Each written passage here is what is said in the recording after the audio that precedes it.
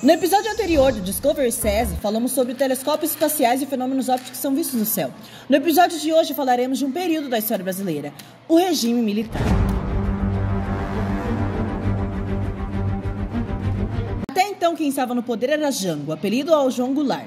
Ele estava tomando algumas medidas de esquerda, como a reforma agrária e o aumento dos direitos trabalhistas. Só que isso estava sendo mal visto pela população. Porque no mundo estava acontecendo a Guerra Fria, que trazia uma mal visão ao esquerdismo e ao comunismo. A população achava que queriam transformar o Brasil em uma Cuba. E então os militares, percebendo esse medo do povo, perceberam que o povo apoiaria um golpe militar ao governo brasileiro. Então, no dia 31 de março de 1964 e 1 de abril, os militares tomam o poder do Brasil com as tropas.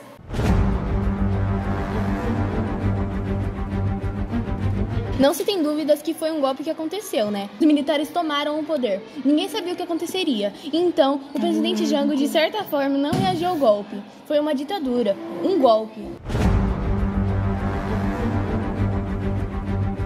Então, entra no poder o primeiro presidente da ditadura, Castelo Branco. Ele implantou os famosos atos institucionais. O primeiro deles exigia eleições indiretas ao presidente. Cassavam os mandatos que causou a perda de pessoas de seus cargos públicos, como os professores, por exemplo.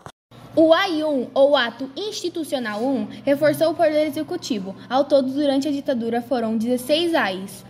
A justificativa não era nada positiva. Foram os atos feitos para legitimar as violências e as ilegalidades cometidas no período ditatorial.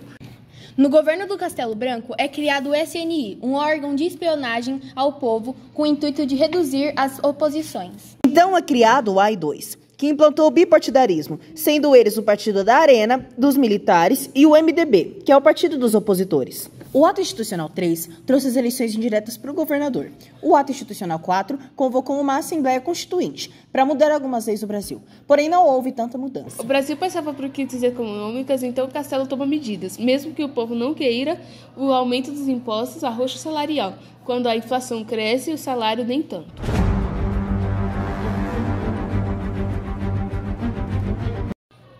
Castelo Branco sai do poder e entra Arthur da Costa e Silva. Em seu governo, a oposição só cresceu. Protestos de estudantes, dos políticos, houve uniões de políticos e até movimentos artistas foram aparecendo mais, com protestos. Houveram vários símbolos dessa violência. Então chega o ato institucional mais importante, o AI-5, que marcou o autoritarismo. Ele aumentou o poder executivo e diminuiu o judiciário. Cortou a liberdade de expressão, houve censura e controle do que os professores ensinavam e do que o povo falava. Houve também a suspensão do habeas corpus, o que causou sequestro, torturas e prisão sem justificativas.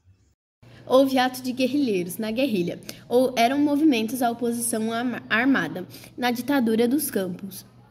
Os guerrilheiros roubavam para financiar suas ações, sequestravam líderes para trocá-los e matavam os políticos. Costa e Silva teve um AVC e Pedro Aleixo, seu vice, deveria entrar no poder, porém ele não era militar. Então, aplicaram um golpe dentro do golpe e colocaram Médici no poder, que marcou o auge da repressão do milagre econômico brasileiro. Ao mesmo tempo que no governo Médici a repressão e a tortura foi maior, a economia do Brasil também aumentou. Ela decolou, cresceu, mas ainda foi possível pelas medidas repressivas.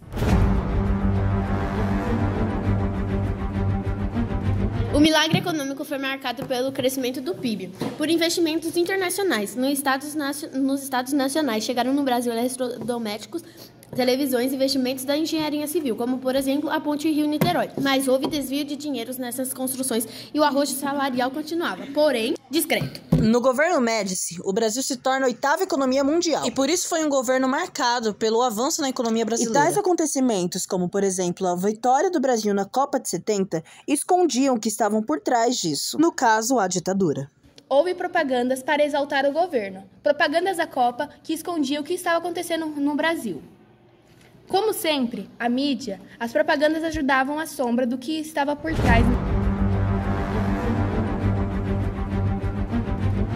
Então Geisel entra no poder, e os militares viram que não dava mais para manter a ditadura, por conta de acontecimentos como a crise do petróleo, o milagre econômico do Brasil decaía, e a economia também. A inflação só aumentava, e o descontentamento com a ditadura também. Houveram aumentos aos votos do MDB.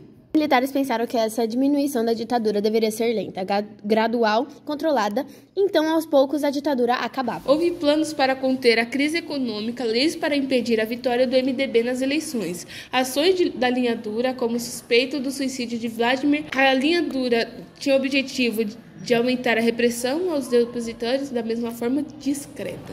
Em contrapartida, houve o Sorbonne, que era um grupo de liberais conservadores.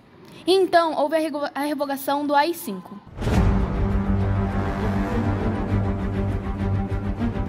Figueiredo entra no poder. Ele implantou a lei da anistia, que perdoava aqueles que eram presos por serem opositores e perdoava os militares que torturam as pessoas. Os guerrilheiros, opositores, comunistas, militares foram todos perdoados.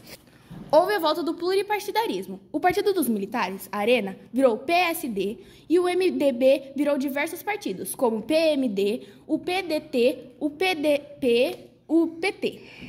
O que acabou trazendo a maior parte do poder ao poder para o PSD, por ter sido um único partido vindouro da Arena. Em 1983, houve um movimento direta já, que foi uma mobilização para a aprovação da emenda Dante de Oliveira, que trariam votações diretas para presidente, mas a emenda não foi aprovada.